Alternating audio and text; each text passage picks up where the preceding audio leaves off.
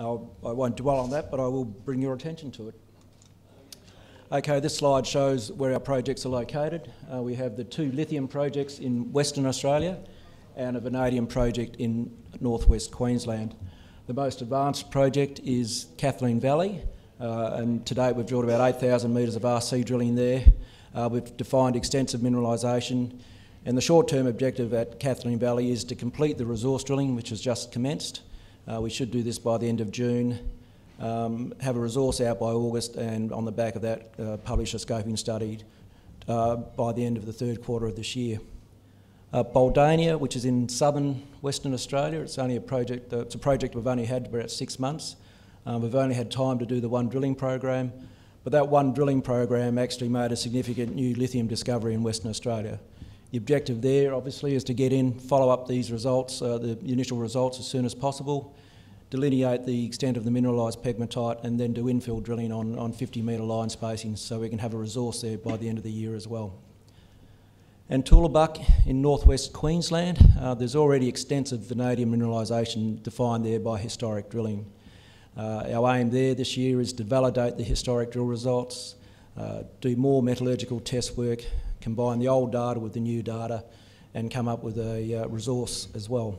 So at all 3 projects, the objective is to have JORC-compliant resources defined by the end of the year, and at Kathleen Valley in particular have a scoping study done as well. Okay, moving on to the projects. Kathleen Valley is located in central Western Australia. It's about 700 kilometres northeast of the capital, Perth.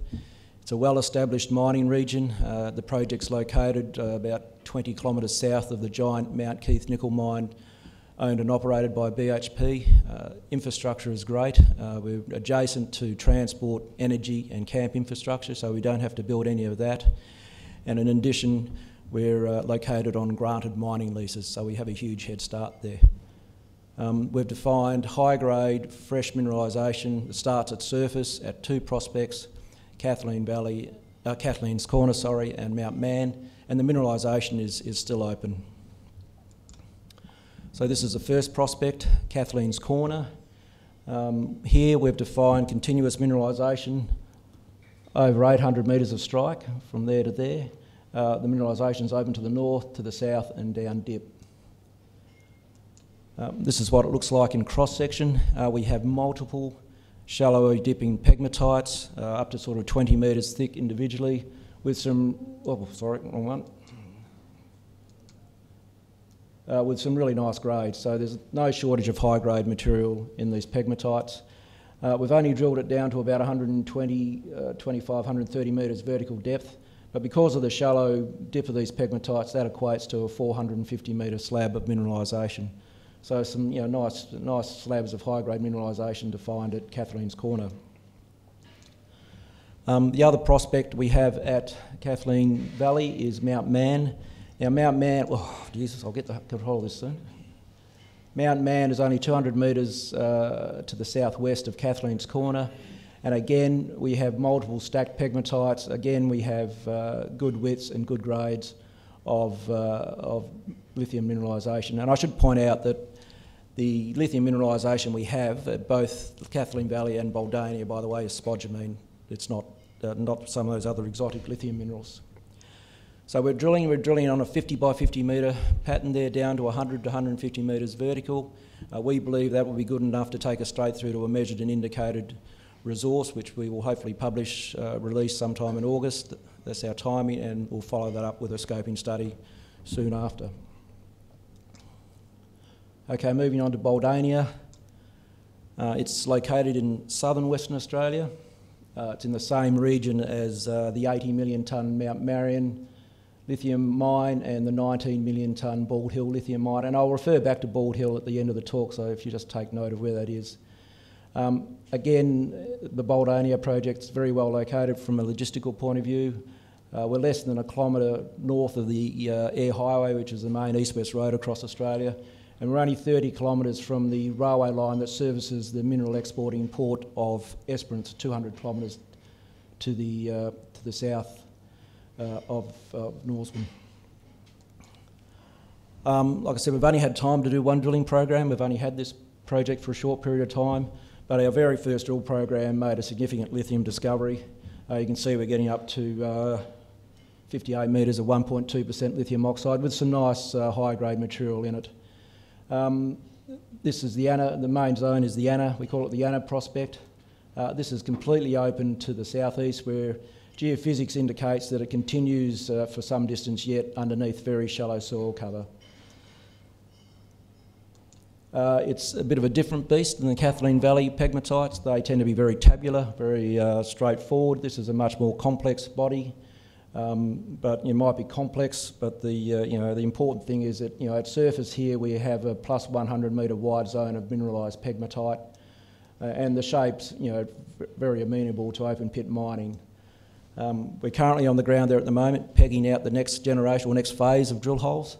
So the primary objective is to delineate the extent of this pegmatite and then infill on 50 metre line spacing so we can come up with a resource estimate before the end of the year. Okay, our vanadium project in northwest Queensland. We're probably about 400 kilometres west of the main major city of Townsville. We acquired this area and we actually pegged it in our own name. We just went out and applied for exploration permits. We went to this area because an existing company, Intermin, which is the area here in blue, had already defined very large vanadium resources. Since we picked up this ground, Intermin have done a joint venture with a Chinese company on this ground, and this Chinese company, RXF, are in the process of earning 75% equity in the ground.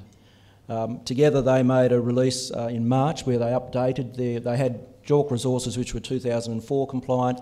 They've now updated their resources to make them 2012 compliant.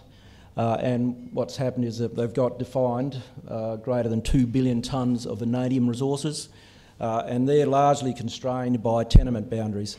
And in particular, they're constrained by our tenement boundaries. So Intermin and their partner have come out publicly and said they're going to concentrate on the Lilyvale resource, which is this one down here. And the reason they're going to do that is it's higher grade, and 670 million tonnes. It's higher grade, it's shallow, and it's the closest resource to the railway line that runs from Townsville to Mount Isa, which is over here somewhere.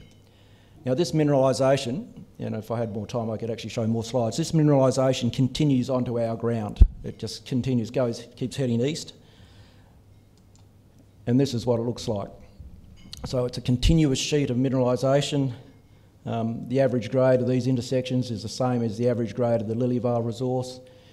It's shallow, 10 to 20 metres vertical depth, and it's free digging.